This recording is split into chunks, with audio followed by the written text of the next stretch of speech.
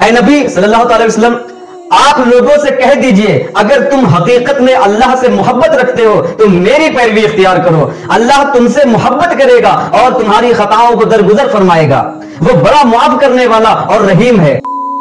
السلام علیکم ناظرین کرام، میں آپ کے روبرو ایک چھوٹا سا نسخہ لے کر حاضر ہوا ہوں جس کا عنوان ہے اتقوا اللہ، یعنی اللہ سے ڈرو۔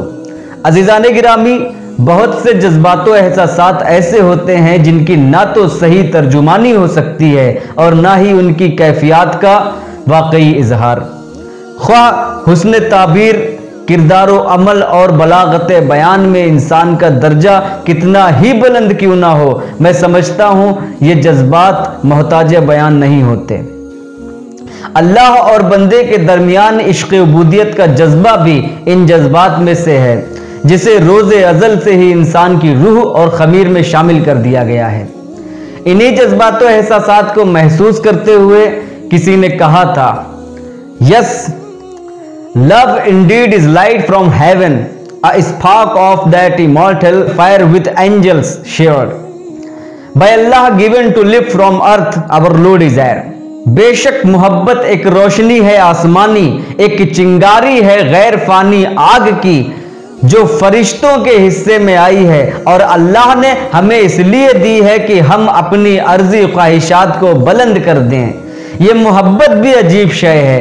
میں نے اپنے دادا محترم الحاج ڈاکٹر سید مرتضی حسین رہبر مکن پوری رحمت اللہ علیہ سے سنا تھا کہ ایک مرتبہ قیس نے کچھ اس طرح توبہ کی، "الہی تبت من کل المعاصی ولیکن حب لیلا لا اتوب"، اے اللہ میں ہر گناہ سے توبہ کرتا ہوں سوا لیلا کی محبت کے۔ اس عشق مجازی کو یوں بھی سمجھا جا سکتا ہے کہ جب عاشق اپنے معشوق سے عشق کرتا ہے تو معشوق اس کو جس جگہ اور جس وقت، خواہ رات ہو، برسات ہو، کڑکتی دھوپ ہو، آندھی طوفان ہو، غرض کی کسی بھی حال میں ہو، اپنے معشوق سے ملنے کے لیے مقررہ وقت پر پہنچ جاتا ہے۔ کیوں؟ کہیں ایسا نہ ہو کہ معشوق اس سے تاخیر کی بنا پر خفا ہو جائے۔ یہ ڈر اسے ہر وقت لاحق رہتا ہے۔ ٹھیک اسی طرح انسان اگر اپنے معبود حقیقی سے عشق کر لے تو بعید نہیں کہ وہ اس خوف سے کہ اس کا رب کہیں اس سے خفا نہ ہو جائے، اس کے احکامات کی پابندی کرنے میں کوئی دریغ نہیں کرے گا۔ وہ 5 وقت بلائے گا تو 5 وقت پابندی سے جائے گا۔ اللہ سے ڈرنے کے لیے اس سے عشق کر لو، ڈرنے لگو گے۔ یہ ڈر بھی اس کی رحمت کا ایک حصہ ہے۔ اب سوال اٹھتا ہے، حقیقی عشق کے لیے ہمیں کیا کچھ کرنا ہوگا؟ اس کے لیے اللہ تبارک و تعالی نے ایک سیڑھی کی تشکیل کی ہے جس کے 3 سٹیپ ہم یہاں پر بیان کرنے کی سعادت حاصل کر رہے ہیں۔ قرآن الکریم میں اللہ تعالیٰ کا واضح ارشاد ہے، قُلْ إِن كُنتُمْ تحبون اللہ فاتبعونی یحببکم اللہ ویغفر لکم ذنوبکم واللہ غفور الرحیم۔